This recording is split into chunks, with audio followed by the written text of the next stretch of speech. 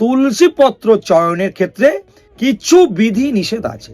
যেমন রবিবার দিন তুলসী পত্র চয়ন করা যায় না, সংক্রান্তির দিন তুলসী পত্র চয়ন করা যায় না, অমাবস্যা পূর্ণিমা তিথিতে তুলসী পত্র চয়ন করা যায় না, এবং গ্রহণ লাগলে, যে কোনো গ্রহণ লাগলে এই তুলসী পত্র চয়ন করা যায় না, এবং রাত্রিকালে অর্থাৎ সূর্য উদয়ের পূর্বে এবং সূর্য অস্তের পরে তুলসী পত্র চয়ন করা যায় না, এবং দ্বাদশীর দিন তুলসী পত্র চয়ন করা যায় না।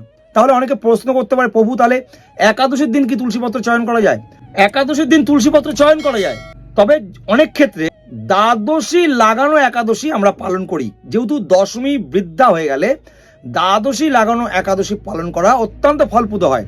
সেক্ষেত্রে দ্বাদশী লাগানো একাদশীতে তুলসী পত্র কোনোভাবেই চয়ন করা যাবে না। একাদশীর অন্তত একদিন বা দুদিন পূর্বে আপনাদের প্রয়োজন মতন সেই তুলসী পত্র চয়ন করে নিন।